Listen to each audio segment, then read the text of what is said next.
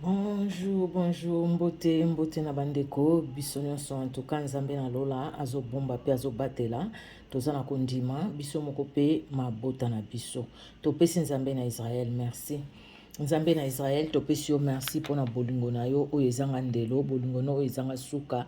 Merci po tozali nzambe, oyo bomba ki biso, éternel Dieu de gloire, banana tongo tina ngonga, oyo ozali ko bomba pe ozali ko batela éternel, mo bateli ya solo ezali yo, mo bateli malamu ezali yo Yesu Masia. Merci éternel Dieu de gloire po te na bolingo no, ozo talisa biso ke oboyi la mort d'un pécheur. Olingi ete oyo azali ko sala mabe, alongwa na mabe, pe aya kolanda yo. Yesu Christ okufelaki biso na croix Golgotha, okufaki po biso tozwa bomo ya seko. Tu t'es donné pour nous libérer, tu t'es donné pour nous affranchir, oh Seigneur Jésus-Christ de Nazareth. Merci Seigneur, merci mon Dieu, parce que toi tu ne veux pas la mort d'un pécheur, éternel des armées. Merci parce que la Bible nous dit qu'il y a une grande joie au ciel pour un seul pécheur qui se répand. À toi l'honneur, à toi la gloire, que le Saint-Esprit règne à maître, au nom de Jésus-Christ. Amen. Amen, amen. Na kosa l'émission na lingala, je vais le faire en lingala. Émission na sel yango pourquoi bande konangai parce que na lundi ba vidéo ba extrait hein ya mikuse na lundi ba vidéo oyo Peniel la salaki. Na lobaki ko sala ngo parce que na sala likamba Peniel déjà tant bazaki na matata na Mike Kalambai.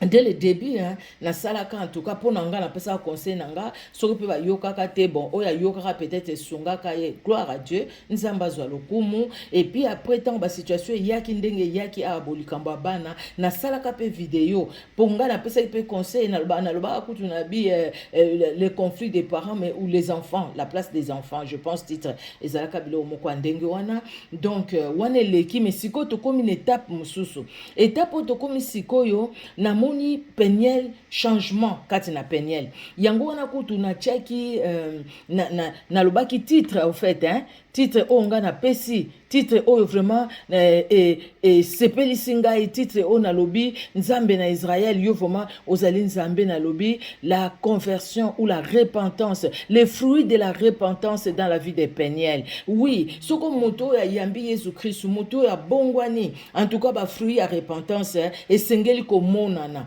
bon na yo na landi be mission bandeko basali na landi hein bemission bandeko basali na landi pas kolanda mais na tangi ba commentaire ya ba quelque ndeko bandeko mususu bazo landa bemission wana ba commentaire na bango na lobi mon Dieu en tout cas penza yango nde interpeller ngai pe na lobi ke peut-être soki likambo na zolo basiko eboye e koki nango ko aider mutu moko nzamba zwa lokumu Jésus-Christ ayaki pour que même un seul pécheur puisse se repentir. C'est vraiment une grande joie au ciel. Yango Bible zo bana bisote hein. Si un pécheur se repent, c'est vraiment une très grande joie.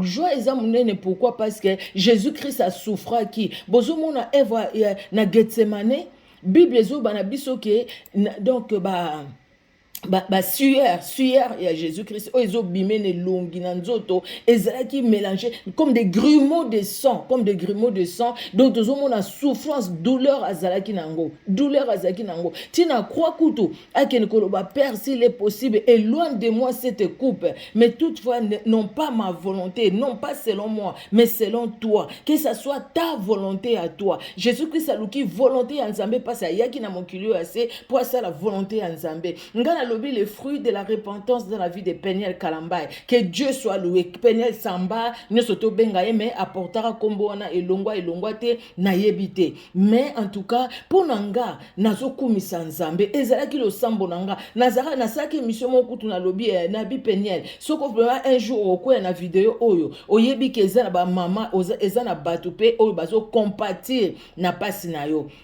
Koyoka ye a souffert qui koyoka ye bon ma bezalaki d'un côté d'un l'autre d'un côté et de l'autre côté aussi bref on n'est pas là on parle pas de ça mais aujourd'hui moi je veux parler de la repentance dans la vie des Peniel je vais parler de cette repentance nazolo bel kamba repentance wana et puis nazana conseil moko pa kopesa Peniel peut-être ozala Peniel ye moko te mutu akoyoka likambo nazolo ba nazala nga chaîne mukie mais ekozala peut-être na mutu moko oyo akoyoka oyo peut-être azo passer na ba même situation ou bien à vivre qui na ba même situation que Peniel sauf que yé a yebanité visible était sur les réseaux sociaux, mais Peniel a yebani, aza une influence sur les réseaux sociaux. Ça, il faut le reconnaître. Hein. Peniel a une influence sur les réseaux sociaux. Toyoka qui a ba team Peniel, boyna boy tout ça, et ça na ba soutenir qui est ouvertement ba soutenir qui est nandenge ba soutenir qui est. Aza une influence. Na Monica kasali publicité ya Nzembo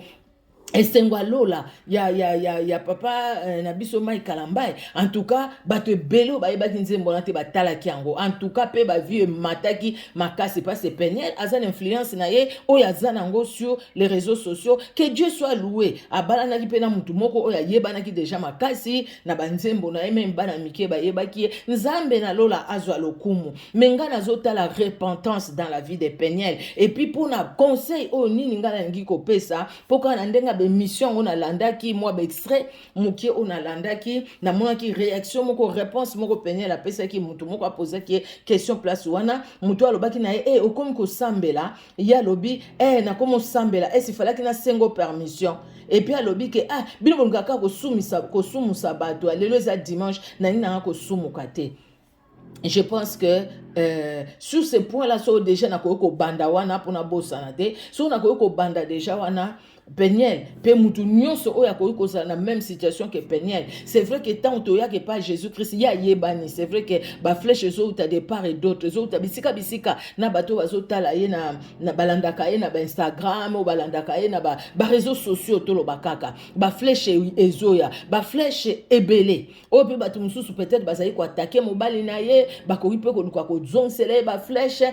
Donc makambo eza ebele. Mais ba fruit repentance ezo mona na kati na bomo ina yo. En tout cas, olobi pe na Nzambe apesa yo vraiment maîtrise de soi, vraiment maîtrise aux anango. Mutu a posé question komo sambela. Oui na komo sambela Nzamba zwa lokumu na zalaka ko sambela na zongeli nzela Nzambe. Po ozalaka deja ko sambela. Yo moko lobi kuto yemba kala n'église ozana mungongo pe kitoko. Obi na zaki ko sambela oui na bunga kinzela mais na zongi. Lokola les fils prodigue na zongi. Donc omoni ya réponse car ya bongo ezala te ke ndengo répondre ki fi wana na ebite so fi so pe garçon ozali ko tanga olobi nazonga ko sambele faki na senga permission pa na yo bino boluka ko sumu sabato te ezana batu te oyo ata batu ba koluka ko sumu ko mema yo na lisumu ba ko zala ebele na maloba na bango na ba réaction na bango à un moment osala ka live moko lobaki bino bokasi ke ngana za motema te bino bokasi ke ngai na yo ka capacité tant bozo sala ka ba live sur kombo nanga ozaki na raison parce que ba live mususu franchement ezaki vraiment exagéré ngana tala pe ndeko mususu eza kuna tina te na tanga bakombo na bango awa bayebana na bango de toutes les façons na tanga bakombo na tanga te bayebana batu wana na réseaux sociaux basalaka ba live moko ozomona ka batu mo bazaki vraiment corrompu juste pour faire du mal na Peniel. Vraiment ezalaki mabe makasi. Moi je pense que lelo boyo o se ressaisir nzamba zwa lokumu olobaki makambo ebele pe makambo ebele salamaka ya mabe makasi salamaka oyo nzambe kaka ndako ko effacer ngo na mitu surtout bana na otan bakokola yo moko olobaki olobi yo moko ko expliquer pas bana na simplement ça que mission mo bona landaka olobi ko expliquer ngo simplement pas bana na yo Saint-Esprit par toucher mitema bana en tout cas nzamba Nzambe biloko ngo pena bato ba bomba ngo soko wapi ekoki peut-être nzamba Nzambe akoki ko effacer ngo de telle sorte que banano na âge adulte baza vexé nango te et puis yo moko bon peut-être pour servir yo de témoignage ndeko bando témoigner na ba jeune fille ba jeune femme lokola yo ou ba balaki très tôt ou bien bazo bala très tôt en tout cas ekozala kaka lisungi. Alors, na zongeli siko na point oyo nazo balikamba repentance ya Peniel fruit ya repentance. Fruit ya repentance, mutu asali repentance, azali mutu asengi pardon et puis alobi na Nzambe na kozongela na kozonga susimate, c'est-à-dire na kozongela te biloko na sanzaki. Soko nazaki mutu akanda na boyi kanda ba situation akanda ekoya menga na kokoya esu na kanda te soko nazalaki mutu alikamusongolo pakala quelque soit eloko eliaka bomo inanga meta una bimi kuna eza lokola chenille so akomi papillon azonga su papillon azonga su chenille te chenille so akomi papillon atika la papillon tina ndenga kene kokufa c'est ça la vraie tina ndenga kokufa oui tina ndenga kene kolimwa c'est ça au fait la vraie repentance. c'est-à-dire tourner vraiment la face, tourner le dos na likambo nazali kosala ya mabe, na tourner mon Congo, na se repentir wana siko na pesi bomo nanga complètement et pas na Jésus-Christ. Eza na batu oyo bazalaki na dans le Seigneur.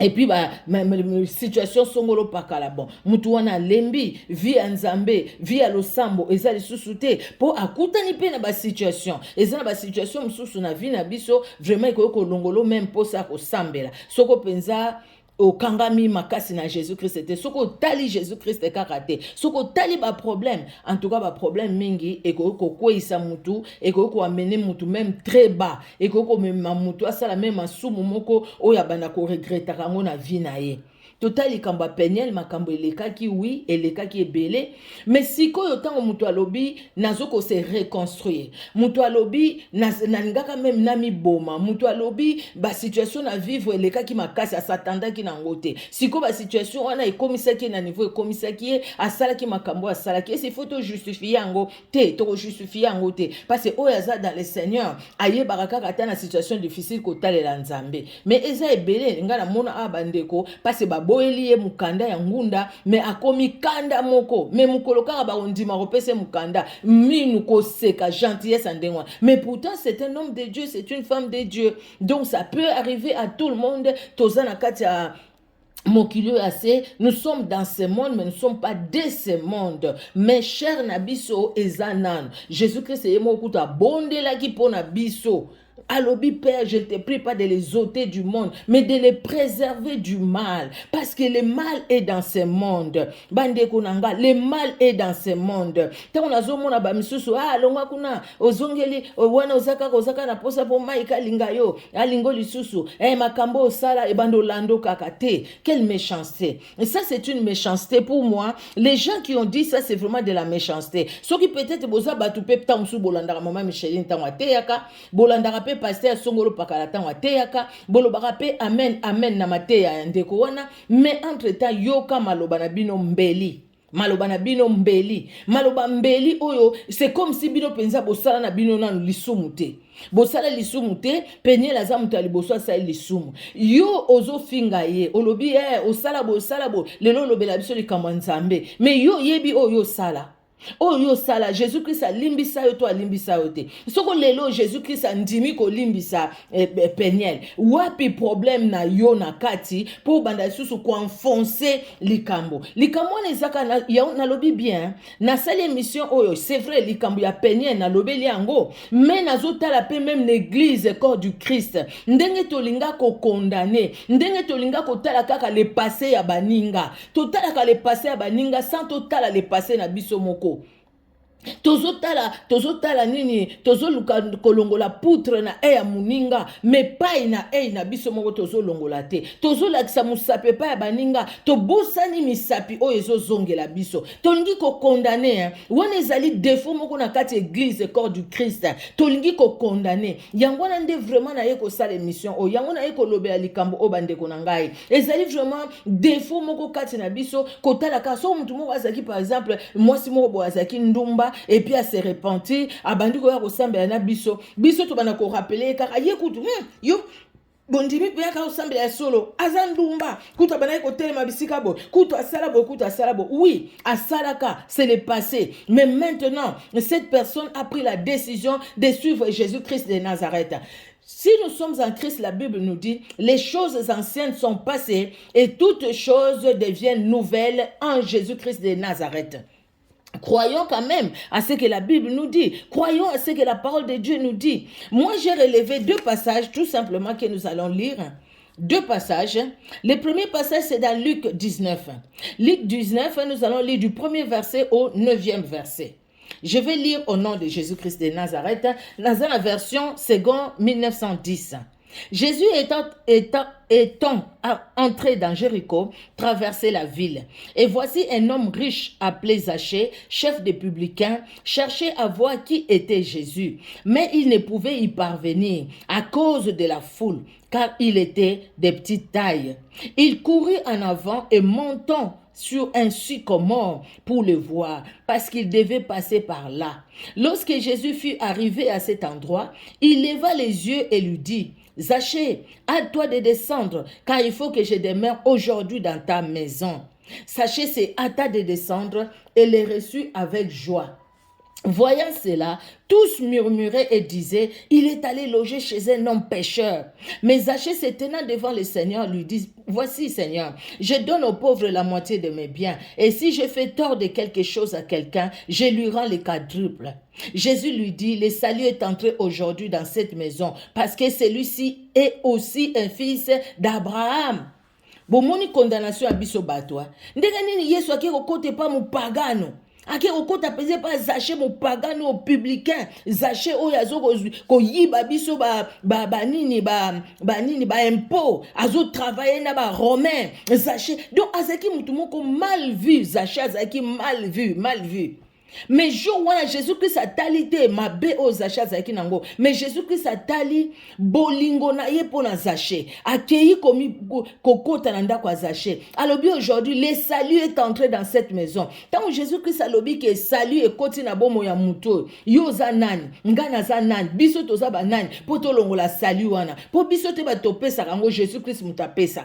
Tant Jésus-Christ alobi que salut est koti na bomo ya Peniel. Malgré bolumbu nyonso etambola na internet, malgré makambo nyonso asala bato batalaki yango balobi ezaki somo, nga natalaka biloko ya bongo te au fait. Banidité bon natalaka yango te. Vraiment natalaka te parce nangi ko se suye te, natalaka te. Mais bato batalaka yango, o somo soko tali yango soko tali yango. Na bino bato botalaki yango, bino bo sepela ko tala yango botalaki yango. Botango botalaki yango. Eza somo, oui, eza somo likambo wana. Mais est-ce Jésus-Christ akoki kolimbisa te mutu asalaki makambo somo bongo? Akoki kolimbisa. Jésus-Christ alimbisaki Zaché. Et tant à côté pas Zaché, batu ba murmurer, Bible lobby, ils ont murmuré. Ba lobby ndenge nazo côté pas pécheur. C'est comme si Jésus-Christ ayeba qui était Zaché. Jésus-Christ ayeba qui était Zaché. Mais tant la repentance ya Zaché. Zaché lobby batu no sona saki mabe na yiba ki bango mbon. Na kozongi c'est la ka bango fois 4. Na yiba ki bo na zongi 6 fois 4. Donc na réparer ma benangai. Zaché lobi na réparer ma benangai. Yango nde na sepeli na likambo pe na lobi na sale mission bande konanga. Pour na moni Peniel a réparer ma benaye. C'est-à-dire na ba parents ne bazali suko yoka na te. Tomona ki batu basalaka be mission o afingi mama na bango nga personnellement na yoka te malobango alobaka mais be mission ba titre na talaka na nga po sokite o l'exatanya sur na YouTube po o ya sali et donc na yoka ka fingi mama na ye batu pe basali be mission ba fingi ye balobi mwana boye mwana malédiction azo finga ba parents boye na boye siko ya moni que il faut à réparer kutu ndenga sa ke mission na lobi ke azepa ba parents na ye. Et puis azoke n'écoute église na papa na bango na katia voiture na papa na bango ake na église. C'est vraiment une grande joie, non? C'est vraiment une grande joie. Ngai vraiment na motema na nga na sepela ki makasi na sepela ki penza na lobi soki par exemple Peniel azala ki mwana famille na ngai nangi na sepela komona ke mwana abunga ki nzela azongi lokola fils prodigue oya kimaka akenda ki na biloko musika ya papa na ye metanga azongi papa na yambaki ye ya na ye amurmuraki nga na vana na yo osala jamais fait pour na ngai mais papa na ya lobi te mwana na nga o nyoso ya ngai eza ya yo mendeko no abungaki lelo azongi akufaki lelo azongi na bomoy bandeko mutu azana kacha mort spirituelle akosala makamabe tant mutu wana siko a ressuscité Jésus-Christ a ressuscité alongoli na mort spirituelle apesi vie et longo na ye dans le Seigneur Jésus-Christ. Ça doit nous réjouir, corps du Christ. Ça doit nous réjouir. Et au contraire, prier pour cette personne-là. Au lieu de commencer à la condamner encore. À la condamner, à lui faire voir au fait des choses qu'elle a vomi. Kozongi selaka ye toujours ba vomi na ye. Yokuto salaka boy. Vidéo wana mkoloko mona ngo. Ko salo ndenge ni. Kolobani na bana na yo. Vidéo wana. Ça c'est au fait c'est mettre sur son visage au fait les vomis. Les vomis wana c'est les cas qui makama be makasi. Les lobo yemo peut dans les secrets peut-être à regretter kango. Exactement les kaki mais soko Yesu Kristo apetolio soko Yesu Kristo apetoli mutu nani ako condamner mutu wana qui va condamner les personnes que Dieu a justifiées qui les condamnera? Les élus de l'Éternel, qui les condamnera? Ce qu'on zamba sa pona mutuwe, asa pona ye. Mutuwe na ye moma ko okima musika na nzambe. Ako oketala Jonas. Jonas nzamba atinda kiye na Ninive. Jonas ye wana kimi face à nzambe. Jonas ye wana alingi ko kene na Tarsis. Mais le ko les aki na volonté nzambe ke ye ka Jonas ndefa kene Ninive. Asuka ki na Ninive tote. Jonas asuka ki na Ninive. A se retrouva qu'au fait, au lieu de quoi foutre transport, mais nzamba foutre lié transport, mais na kati ya libouma poisson. Libouma poisson, poisson da melamine libouma poisson, poisson qui est au bois qui penza côté, il fallait qu'il y a kende. Pour nzamba aza redoutable. Aza redoutable. Jésus-Christ aza redoutable. Redoutable. Bien-aimé. Redoutable. Ntala la Samaritaine. Mutuazo ya kotoka mai air batu nyusu bazana bandako moi makasi. Il faut ya air batu ba omona etazo bombama. Mais rencontre na ena Jésus-Christ échangea qui vit à mutuana. Échangea qui vit à moisiwana. Akei na Samaritain. Akei na Samarie pardon. Venez voir. J'ai trouvé le Messie. J'ai trouvé l'homme qui m'a dit tout. Ne serait-ce pas le Messie? Batupe ba ye. Ba komi ba yoki Jésus, ba lobi na mwasi wana non, ton dimi te po yo lobela ki biso me ton dimi parce que biso mo pe to yoki. Donc na o yo loba ki na o biso mo to yoki, ton dimi que c'est vraiment lui le Messie. Mais cette femme-là n'avait pas une bonne vie. Jésus-Christ a lobi na Eva appelle ton mari. Aloba kini. Abi j'ai pas de mari. Jésus-Christ a lobi oui. Je te crois, oui c'est vrai, en cela tu as dit la vérité, parce que jusque-là, tu as eu 5 maris, et celui que tu as à la maison n'est même pas ton mari. C'était une femme de mauvaise vie, une femme qu'on ne pouvait pas fréquenter. Mais Jésus-Christ ne l'a pas rejetée. Jésus-Christ n'a pas regardé cette femme-là comme les gens de l'époque la regardaient. Bien aimé, soko tokoyiko tala bandeko na kati église tozali, bandeko bazoya, toko tala bango na misu lokola Jésus-Christ, na misu a bolingo, tokoyeba kosunga bango. Même moi na wana Peniel, on dirait posa bato ebele ezali ke Peniel azongela kofinga Mike, Peniel azongela kosala ba émission mabe pour epesa matière na YouTube. Et pourtant, siko ya kena nzela ya nzambe même soka lobi je m'ennuie et puis asali live avant que l'église amesana ko sala ba live na ye bon na muki onga na landaki na mone loko mabete atie ba nzembo azobina et même azoyemba même soka atie nzembo mobali na ye ya ex mobali na papa bana na ye ye moko lobi j'ai eu 2 enfants et je les ai eu avec lui. Donc, c'est-à-dire, c'est quelqu'un qui restera toujours important dans son cœur, malgré la situation sur laquelle il bango. Donc, Peniel a réparé, le coup la Sacha a réparé qui a lobby, bateau nous sur un sac qui m'a bé, n'a raison c'est la bango a lobby même fois 4. N'a raison si je fais tort de quelque chose à quelqu'un, je lui rends le quadruple. Je vais réparer le mal que j'ai fait. Peniel a réparé na ba paranae, nzamba zo lokumu.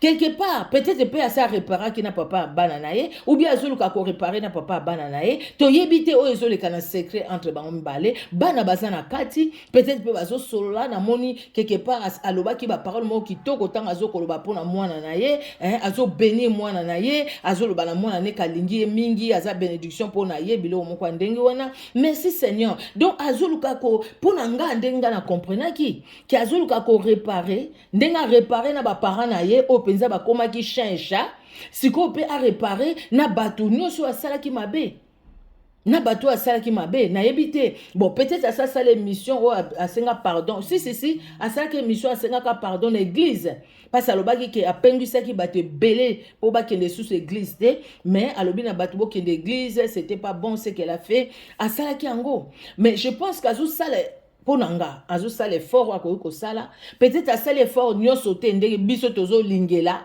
mais je pense que Saint-Esprit a conduit à sala fort o azo sala et puis biso to prier to bonde la ponaye prions pour elle.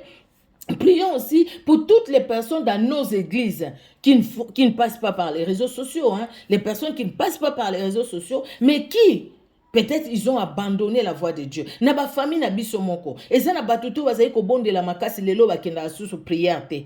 Na ba famille na biso moko. Eza na batutu bazali ko yembela nzambe lelo bakima église. Na ba famille na biso moko. Eza na batute ti lelo bayebi na Jésus Christ te. Na ba famille na biso moko. Donc, eza moyen ya ko bonde la paix pona bandeko wana. Bandeko nanga, na lobakango toujours. Ata be mission de toso tala mutu na mutu ayebi ndenge atale la be mission. Ayebi avec quel œil au fait azotalela bémission, avec quelle oreille azoyoka makambo oyo ndeko mosusu en face azoloba. Ngai naza na ndenge na nga oyo natalelaka bémission.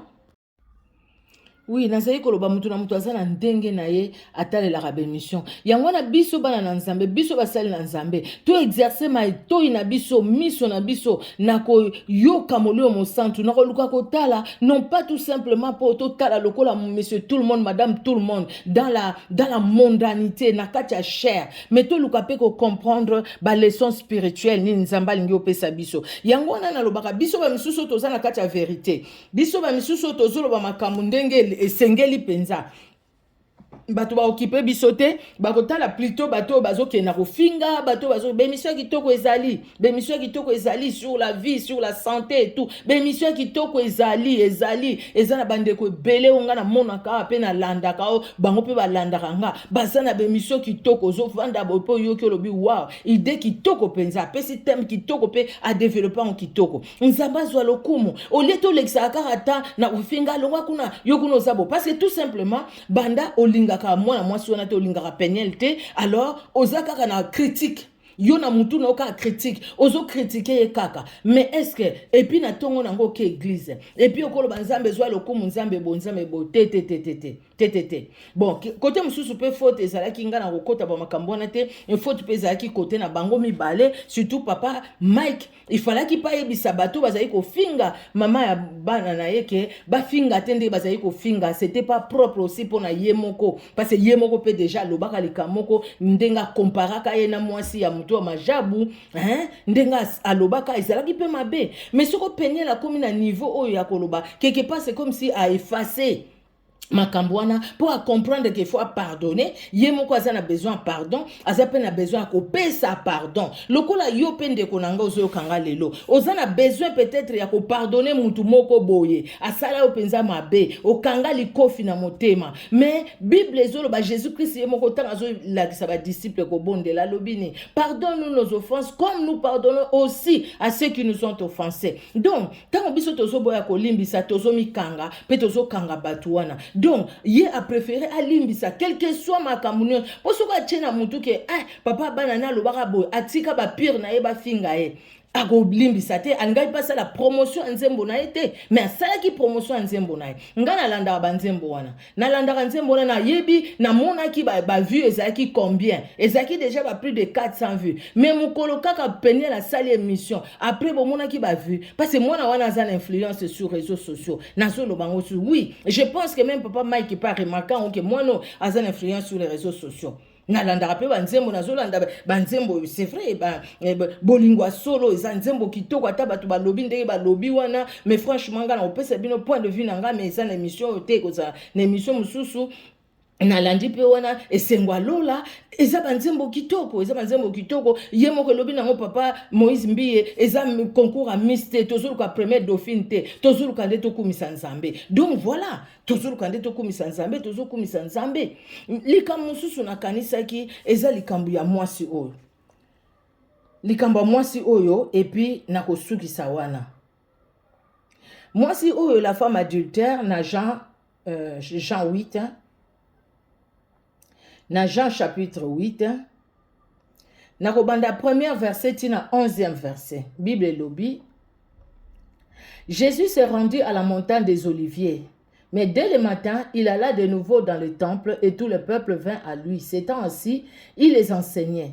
Alors les scribes et les pharisiens amenèrent une femme surprise en adultère et la plaça au milieu du peuple. Ils dirent à Jésus, « Maître, cette femme a été surprise en flagrant délit d'adultère. Moïse dans la loi nous a ordonné de lapider de telles femmes. Toi donc, que dis-tu » Il disait cela pour le prouver afin de pouvoir l'accuser. Mais Jésus s'étant baissé, écrivait avec les doigts sur la terre. Comme il continuait à l'interroger, il se releva et leur dit, « Que celui de vous qui est sans péché jette le premier la pierre contre elle. » Et s'étant de nouveau baissé, il écrivait sur la terre. Quand ils entendirent cela, accusés par leur conscience, ils se retirèrent un à un, depuis les plus âgés jusqu'au dernier. Et Jésus resta seul avec la femme qui était là au milieu. Alors s'étant relevé et ne voyant plus que la femme, Jésus lui dit, femme, où sont ceux qui t'accusaient? Personne n'est-il condamné? Elle répondit, non, Seigneur. Et Jésus lui dit, je ne te condamne pas non plus, va et ne pêche plus. Bandeko nanga, ba memi mwasi oyo, en flagrant d'adultère. Pour na bango loin à Moïse, il faut ba lapider mwasi oyo. Et c'est Jésus qui a lapidé mwasi oyo. Azako komani na se toyebite. Jésus a lobi na bango ka simplement, oya sana lisumute abamba mwasi oyo libanga. Nani abamba ki libanga? Parce que moko na moko accusé par sa conscience, amoni ke na kobambe libanga me libanga wane kozongela nga moko ponga ipe na za musumuki. Bandeko nanga, tango bozo bamba Peniel mabanga, bino moko pe bomitala, mabanga wane kozongela bino. Tango zo bamba ndekono frère sœur na kati église po azalaki ndumba po azalaki moyibi po azalaki boy azalaki boy ntala pe mabango ezozongela yo moko tango zo bamba mabanga na bato famille na yo moko. Parce que papa na bino azalaka boy, mama azalaka boy, yaya azalaka boy, leki esongolo pakala cousine azalaka boy. Lelo parce que omoni abandi ko sambela, ondimaka kaka conversion na yete. Yo za na thermomètre ya ko mesurer conversion ya bato. Ozana conversion maître na ebite so na benga ngo conversion maître ou christomètre oyebi ke degré ya bolingwa Jésus Christ na bomo ya muto yo eza 80 degrés ou 5 degrés ou so pe Fahrenheit so pe ni toko chango moko na biso azana ngote toza bata basumu ki biso moko toza racheter na bolingwa nzambe na mawa ya nzambe Jésus Christ pe lelo akoloba na biso alobi bino bozo bwakela mwana wana o nga na racheter à grand prix oyonga na kufelaki Peniel wana malgré ma benyoso ya salaki na rachetaki à grand prix bozo bwakele mabanga bino moko botala oya sala na lisumu te a continuer ko bwakele mabanga bino nyonso bozoleka na ba live wana bandeko ebele basalaki bazoloba ba mususu batie ba titre na ndenge na bango ba gonflango kaka po bon bazongani sur bazongani bonabo soko vraiment nzamba ko permettre bazongana ekozala esengo pona nga personnellement ekozala esengo mais ezala kozongana vraiment ya bien ezala kozongana elukaliwa te neti Matu Samuel na mwasi na ye Matu Samuel na mwasi na ye ezaki kozonga na kitoko te après mwasi ngana nandeka ya kokufa ye moko azali koloba Matu azoluka na kufa eleka combien de temps pe Matu abali mwasi msusu donc ezala kozonga na bongo te bozana ba jeune Peniel ozana no jeune outu ko fêter 28 ans na yo oza jeune nzamba sali yo ngolo ozwi bana kitoko bon soko nzamba ko permettre bozonga na boyebi ndenge bobongisa eza bino mbale soko pe kozala ka bolingo etikali ka ya bana en tout cas bana mutu bazo réunir bino na moko na moko ko refaire vie na ye tranquillement moko na moko ko refaire vie na ye papa Maïka ko sala refaire vie na ye yo pe ko refaire vie na yo ozana no jeune oza kitoko tu as vraiment une beauté, Dieu t'a donné une beauté, tu es belle donc voilà Dieu le fera donc koyokate Peniel koyokate batu nyonso bakoya na matumoli na ba live na yo ko répondre bango sèchement te ndeko répondaki ndeko wana oningaki na senga permission bato msusu bazoluka na sumuka te koloba bongo te et puis place msusu soko mutu atunaki onini otie nzembo nzambe toni lobi likam na tango nango nayoka nanga pe bafali mais siko nazoyoka ya nzambe te réponse wana ezaki toko te mutu abongwani ayebaka nini alingi ou bien c'est vrai ba musicien na biso zaki na ndaku ya mosel na nzambe oyebi peke na ndaku wana nzembo bozai koyoka eyebi bino moko yondo yebi yango bango bao bayembaka bayoka na bombe manzembo ya mokili wana vraiment bayoka na bombe manzembo ya mokili yango bazwaka ta musu ba rythme wana ba changer ba parole yango ta mususu yango mutu lokola Koffi Olomide nde to yokaka alobi ngana landaka onte personnellement mais ça na bato ba publier kango alobi ke soko mai kalamba ya ke lola ngai pe na kokota lola pourquoi lobaki yango bayebi bisika bakutanaka mais peu importe même mutu azali ko sala makambo ya mabe ya ndenge wana azali ko kendene bisika monsieur tout le monde akendaka madame tout le monde akendaka bakutana bisika bakutana soko mutu wana azui décision ya ko sala Jésus Christ dans la vérité c'est ce qui est important. À quoi sert-il à un homme de gagner le monde s'il perdait son âme?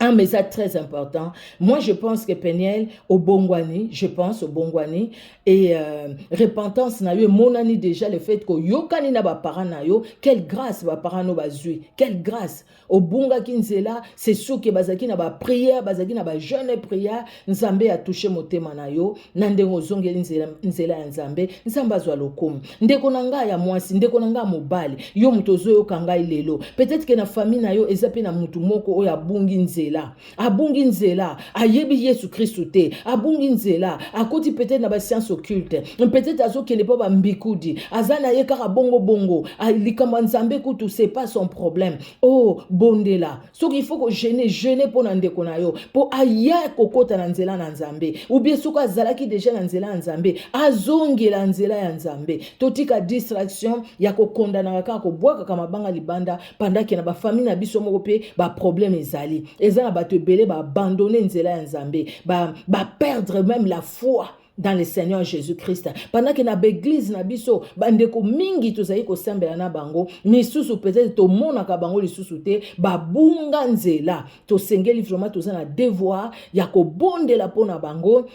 Ya kosenga na Nzambe na Israël, alimbisa bango, akangola bango, pe amimonisa na bomoi na bango. Tika Nzambe na lola, apambola moko na moko, ezaki petite contribution na nga bandeko, pour na repentance oya Peniel Kalambai, o nga na monaki, mais na santaki ke, na zwaki ba passage o mibale, pour na expliquer ango pe, total alikambo oyo Peniel azo sala repentance na ye oyo salami soko pe peut-être yo osambela kama okangela papa no kanda okangela mama no kanda o bloka bango ba numéro à téléphone TTT senga ba parents no pardon se réconcilier na ba parents na yo réconciliation à Peniel et toucher motema na yo ko se réconcilier na ba parents na yo ba parents no ki para bango soute po na yo baza bandoki po prophète ayibisa ki yo ke baza bandoki Nzamba yebisa ki yo ke baza bandoki tango mama ona mema ki yo na libumu pendant 9 mois peut-être nga kufa tango zo botama afina ki yo ta boma ki yo te kaka lelo mama ona po akomi na âge akomi nango yo komi na âge akomi nango mama ona komi ndoki obenga kasu ba parents no te benga ba parents na yo se réconcilier na ba parents na yo eza na bato kangela kanda na motema likofi na motema limbisa bango bato ozai koloba kaka mabe na bango loba malamu na bango Peniel alobi malamu ya Mike Kalambai asali kutu publicité ya nzembo ya Mike Kalambai pe oyo talami lisusu makasi banda Peniel asali publicité wana bandeko na ngai moi je pense que ba leçon yango wana onga na tirer totika ko bwaka mabanga mais Yesu Christo alingi biso nyonso lokwa pa alingi Peniel Yesu Christo alingi biso nyonso nazo imaginer ba parents Peniel ndenge ni ba mipesa ki na prière et nazo imaginer pe ndenge ni yo nanga to sengeli komi pesa na prière po te bandeko na biso babunga kinzela bazongela nzela na Nzambe po bomo yeza kaka kati na Yesu Masia libanda na Yesu pasi libanda na Yesu kufa kati na Yesu Christ nde ya la vie. Que Dieu vous bénisse. Soyez richement bénis, bien-aimés. Soyez richement bénis. Si vous avez un abonné, écoutez, abonnez-vous à la chaîne Nabiso Oyo, Micheline Kuchenza TV, Naza Mosel Nanzambe, Boyoki déjà, Nazo Luka, gloire à Jésus-Christ na nyonso, bo s'abonner et bo partager vidéo, peut-être que sungande komoko, Oyo pe za séparer na famille na ye, pour se réconcilier pe na famille na ye lokola. Nzambe na lola bomba biso na bolingo na ye et tokokutana prochainement tant tokokutana kombo na Yesu Masia et kokumisama toujours. Soyez bénis. Merci Seigneur pour ce temps que tu nous as accordé et bénis chaque cœur qui va entendre, qui va écouter Seigneur Dieu de gloire cette exhortation et cette émission dans le nom de Jésus-Christ. Amen. Amen, amen. Soyez richement bénis. Au revoir.